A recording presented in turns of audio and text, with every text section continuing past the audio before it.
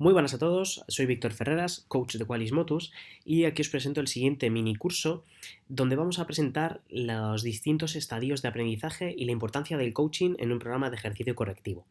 Bien, en el vídeo anterior de David hemos visto las distintas fases del ejercicio correctivo, de ese programa de ejercicio correctivo, y aquí vamos a darle importancia a los estadios de aprendizaje, es decir, cómo aprende una persona, por qué fases tiene que pasar una persona para ir poco a poco generando autonomía y sobre todo cómo nos debemos de comunicar con esa persona en cada una de dichas fases. No sé si os ha pasado alguna vez que le intentamos explicar un ejercicio a una persona y tardamos 5 o 6 minutos en explicarle un ejercicio sencillo, le corregimos 500 cosas y al final la persona se frustra porque al final no sabe hacerlo o no lo hace perfectamente, le estamos llevando hacia una frustración. Entonces, en este vídeo lo que vamos a aprender es cómo comunicarnos en cada una de esas fases y lo vamos a relacionar luego con las fases del programa de ejercicio correctivo que vimos con David.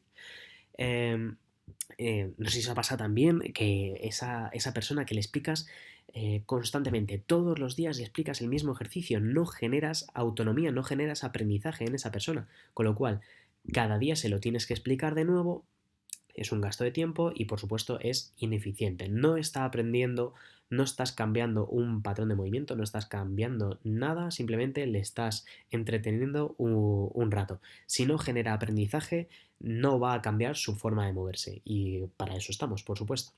En un primer lugar, os voy a presentar esta diapositiva donde vemos los distintos estadios del aprendizaje, las distintas fases del aprendizaje de una persona.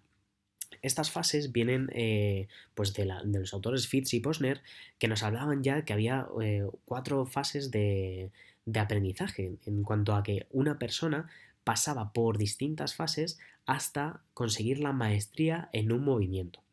¿Para qué sirve estas 4 fases? Conocerlas y cómo comunicarnos en cada una de estas fases.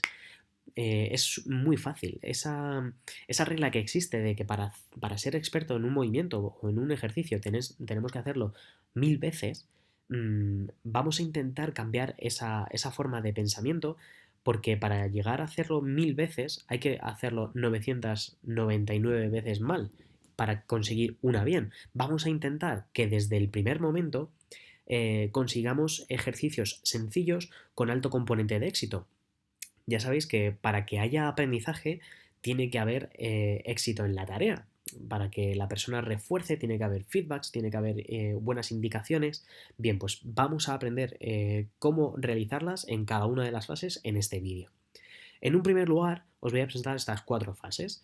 Esta primera fase del aprendizaje es inconsciente incompetente. Es cuando una persona llega y no conoce que está haciendo mal un movimiento. Es inconsciente de la compensación. Le hemos pasado distintos tests y, por ejemplo, le pasamos un deep squat y vemos que la rodilla se va para adentro. Nosotros conocemos cómo se hace un deep squat, pero la persona no. Entonces, para la persona es normal que las rodillas se le metan para adentro. Bien, el movimiento compensado es normal para él. Lo que tenemos que hacer, lo que podemos hacer ahí, es grabar el test y decirle, mira, se te están metiendo las rodillas para adentro y esto pasa, pues esto lo que está provocando es que provoque dolor en la rodilla, lo que queramos decirle. Entonces, estamos haciendo consciente, poco a poco estamos llevándole a esta segunda fase del aprendizaje, le estamos haciendo consciente de la compensación.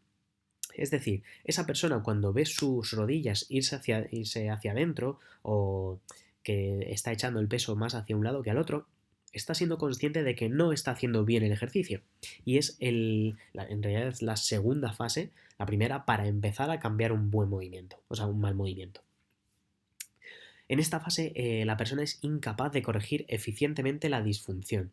Es decir, si tú le dices que intente corregir ese ejercicio, la sentadilla, pues intenta que las rodillas no se vayan hacia adentro. Seguramente baje muchísimo la velocidad, pase mucho tiempo abajo mirándose la rodilla, pues ahora corrige esta, pues ahora se me ha torcido esto, sea muy ineficiente a la hora de corregir ese ejercicio.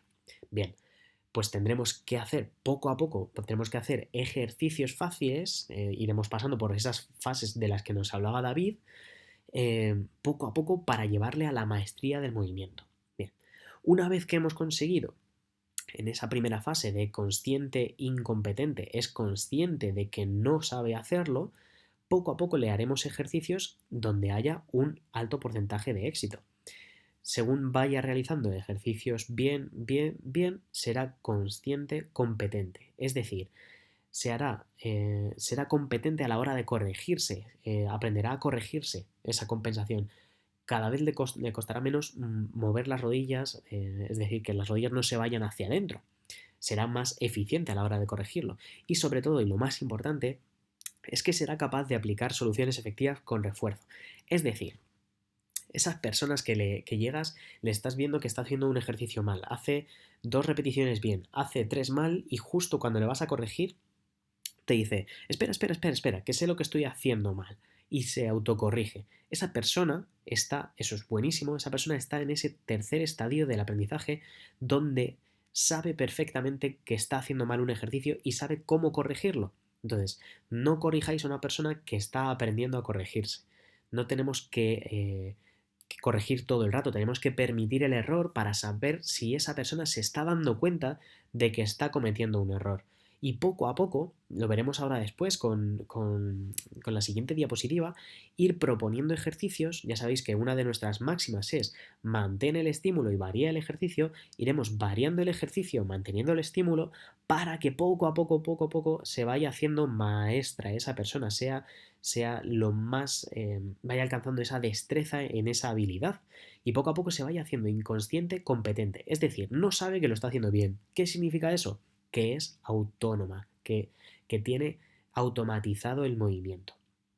En cada una de las fases nos deberemos comunicar eh, con la persona de una manera. Es decir, en estas primeras fases, donde la persona está aprendiendo, esa fase de aprendizaje que luego veremos, nos deberemos comunicar con la persona explicaré ahora qué es un cueing, pero nos comunicaremos con un cueing interno y refuerzos positivos.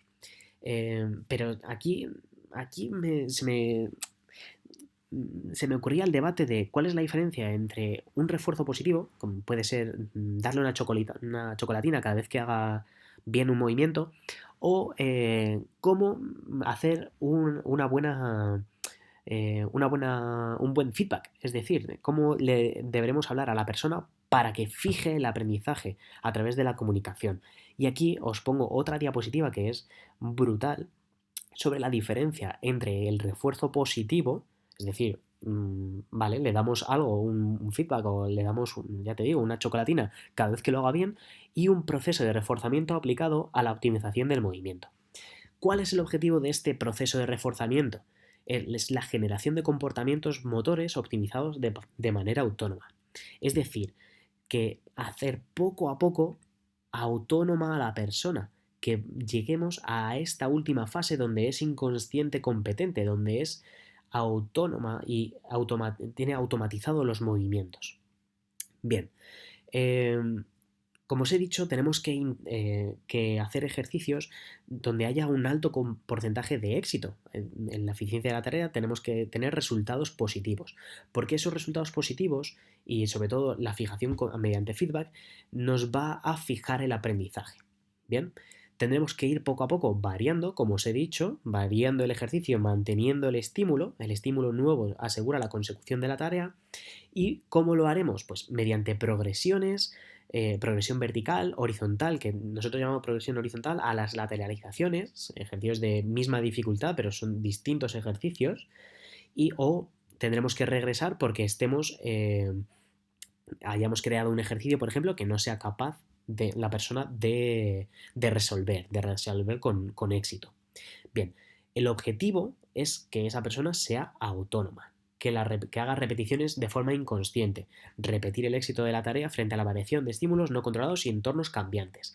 Es decir, poco a poco vamos a ir cambiando el entorno desde cerrado, donde controlamos todos los parámetros, cómo se hace, tenemos que controlar todo, todo, todo, todo.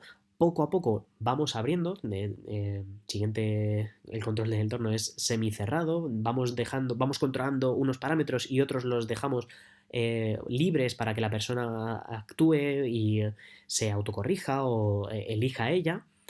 hasta pasar por un entorno abierto o un entorno real, donde ya es el caos controlado, es el entorno abierto, y el entorno real sería un ejercicio donde no tenemos control de nada, un levantamiento o un partido de fútbol, cualquier cosa donde no tenemos nada controlado.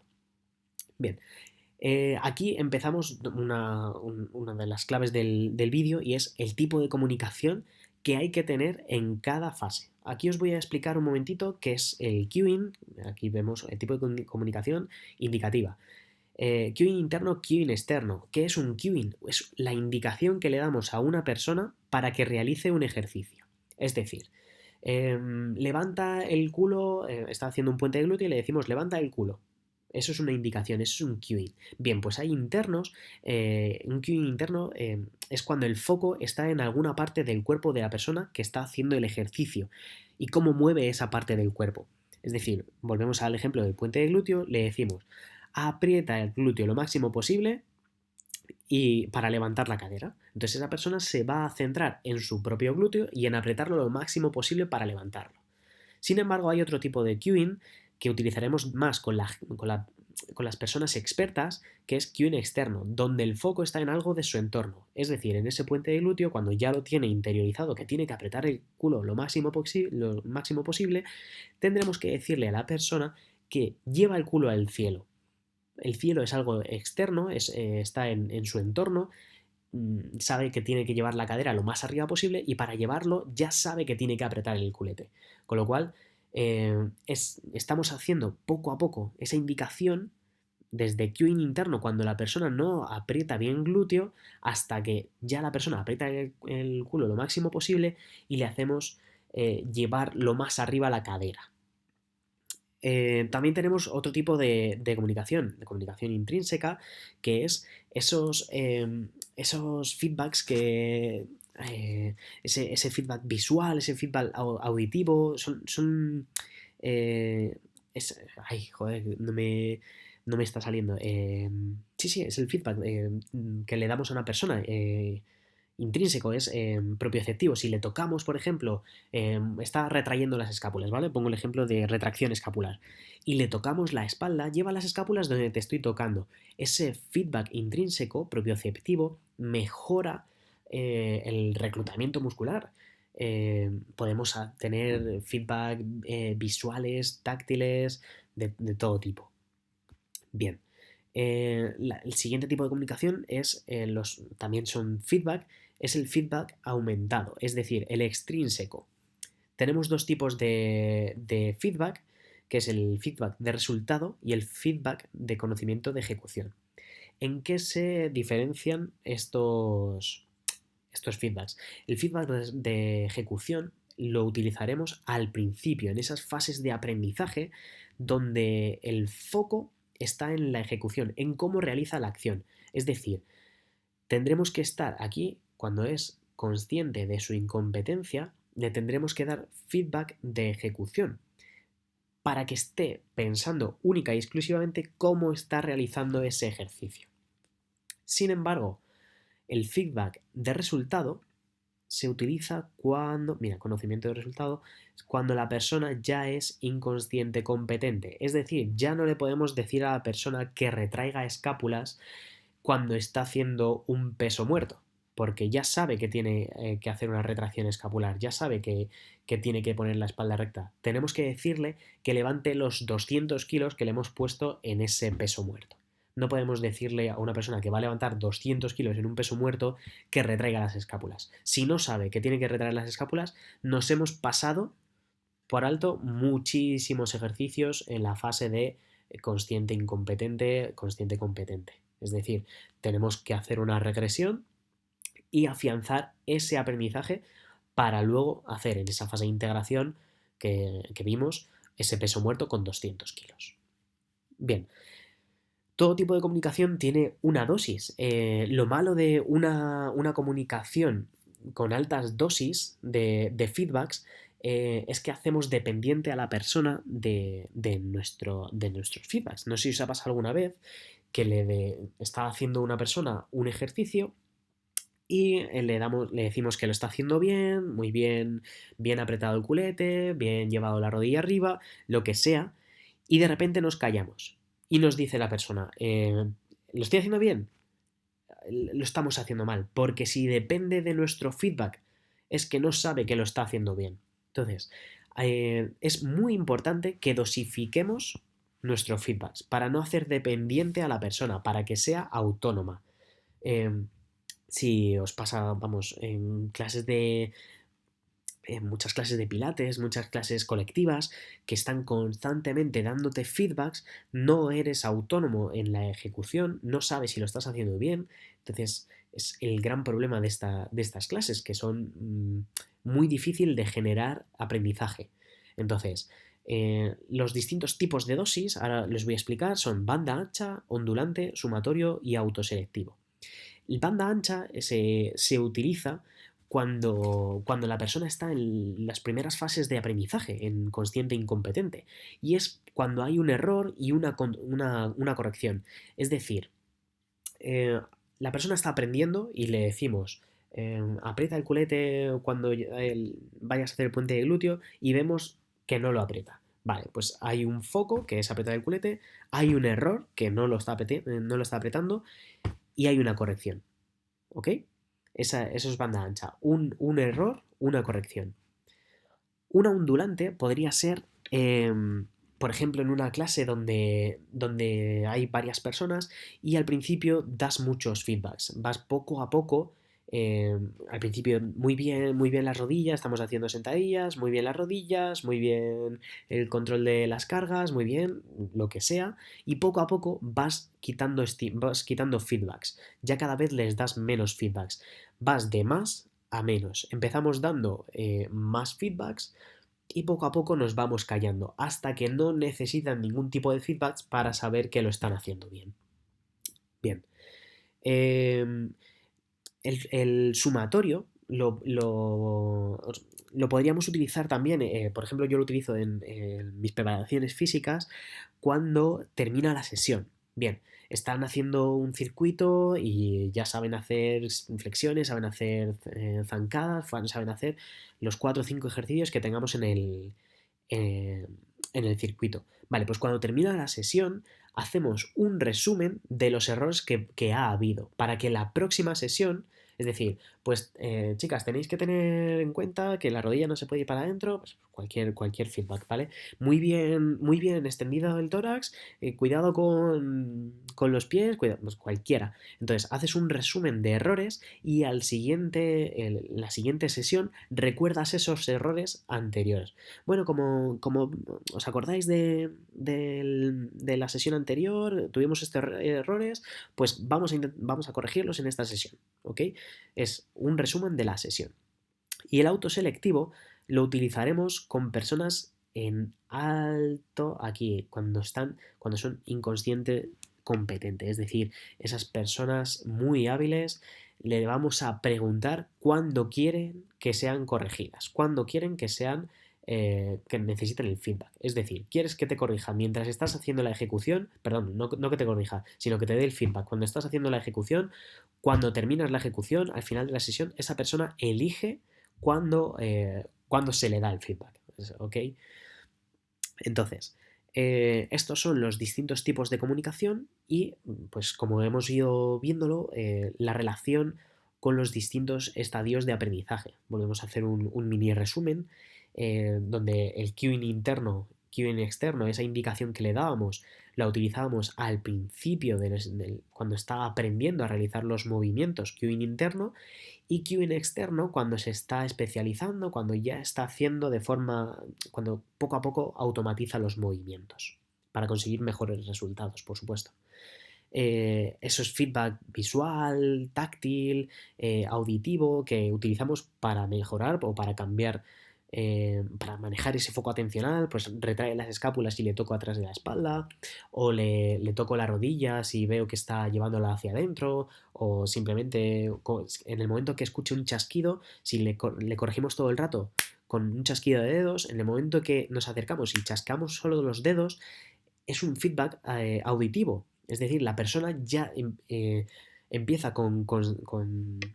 Con procesamiento alto empieza a pensar otra vez en su técnica si vemos que se ha despistado y se autocorrige. Es simplemente con chascar los dedos aparece una corrección. Y nada, lo importante, vale, es lo importante.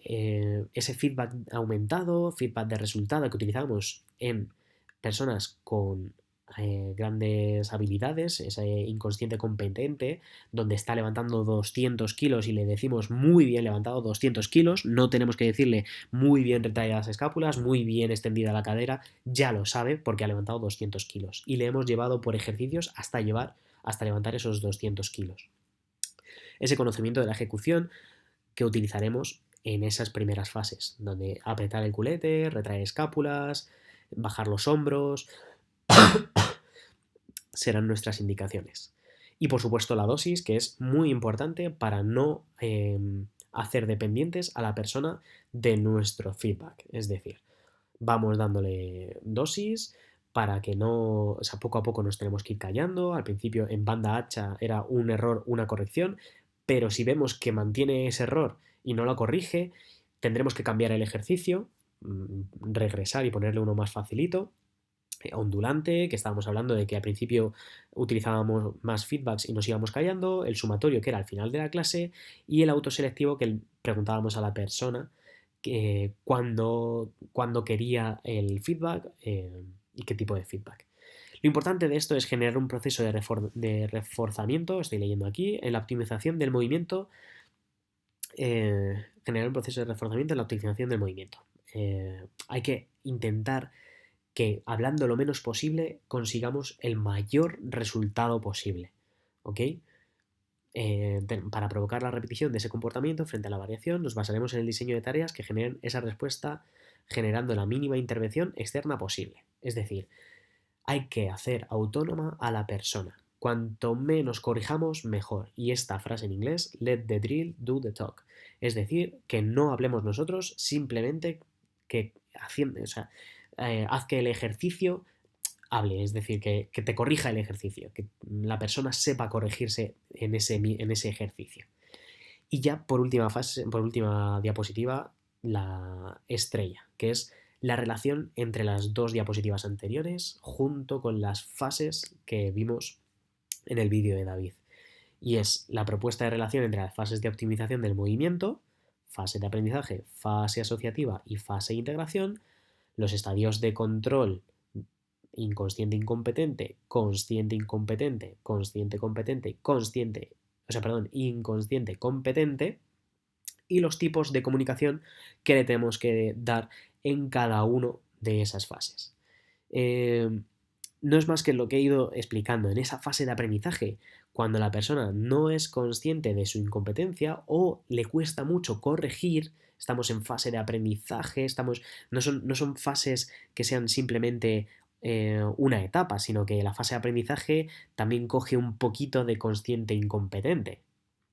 Esa fase asociativa donde estamos creando las cadenas cinéticas eficientes y refinando la ejecución, es decir, ya la persona va haciendo los ejercicios por sí misma, se va autocorrigiendo y en esa fase de integración ya empezamos a comprobar la automatización. Ya nos callamos, no corregimos y simplemente le damos feedback de resultado. ¿Os acordáis? Feedback de conocimiento de resultado. Ese cueing externo, ese lleva el culo hacia la pared, toca el cielo, esa indicación para saltar lo más alto posible, por ejemplo. Vamos haciendo que poco a poco la persona vaya haciéndose cada vez más hábil, vaya haciéndose, automatice ese movimiento a través de la comunicación. Este es es la diapositiva por excelencia. Me parece espectacular y creo que ha quedado bastante claro. Hacemos un mini repaso de un minuto para todo y si tenéis alguna duda, por favor, no sé, nos preguntáis por Facebook o cualquier duda que tengáis. Y es, las fases de estadios de control de aprendizaje, esa primera fase de inconsciente incompetente, ¿cómo tenemos que hablar? Tenemos que hablar a la persona mediante cueing interno, tendremos que hacer ejercicios fáciles donde el refuerzo positivo, es decir, que la persona consiga hacer los ejercicios bien, le tenemos que dar feedback de ejecución, bien, y la dosis, yo recomiendo que utilicéis un banda ancha y, para que la persona no se focalice en el error que está cometiendo. Esa segunda fase de consciente incompetente, la persona conoce ya su incompetencia, conoce ya la compensación que realiza, empezamos ya, se empieza a dar cuenta que no sabe hacer el ejercicio, las indicaciones que le tenemos que decir todavía, esos cueing tiene que ser interno, y esos feedback que tenemos que darle es de conocimiento de ejecución, pero poco a poco nos tenemos que ir ya a conocimiento de resultado. Cuando ya la persona se autocorrige, ya no tenemos que darle ese feedback de ejecución porque ya sabe que lo está haciendo bien, se corrige, ya sabe la rodilla no se debe ir para adentro y no se lo tienes que decir, está refinando la ejecución, el cueing ya poco a poco tendremos que pasar hacia externo también. Esa dosis ya cada vez podrá ser más ondulante, empezaremos dándole más feedbacks y poco a poco nos callaremos y por supuesto ir pasando al autoselectivo, donde la persona ya ha automatizado el movimiento, simplemente es la fase de comprobar, disfrutar, el rock and roll del que hemos hablado antes en el vídeo de David, y esa persona ya ha cambiado su patrón de movimiento ya ante los distintos entornos que hemos visto antes, desde el entorno cerrado hasta el entorno real, entorno abierto o real, ya esa persona hemos ido creando ejercicios que le han hecho lo más autónoma posible. Es decir, que la persona, le pongas el ejercicio que le pongas, ya no tiene el error que cometía al principio. O si lo comete, no es máximo número de veces. Es decir, siempre en un entorno real, cuando hacemos un cambio de dirección o algo, puede aparecer un valgo de rodilla. Pero en los ejercicios que le propongamos no será lo común. Es decir, puede aparecer uno o dos, pero ya esa persona se autocorrige y empieza a aparecer ese nuevo patrón de movimiento ya modificado. Pues espero que hayáis disfrutado mucho, ¿no? Creo que no me queda nada por explicar. Si tenéis alguna duda, nos la comentáis por Facebook, lo que necesitéis. Espero que disfrutéis mucho de los siguientes cursos y nos vemos próximamente. Un saludo a todos.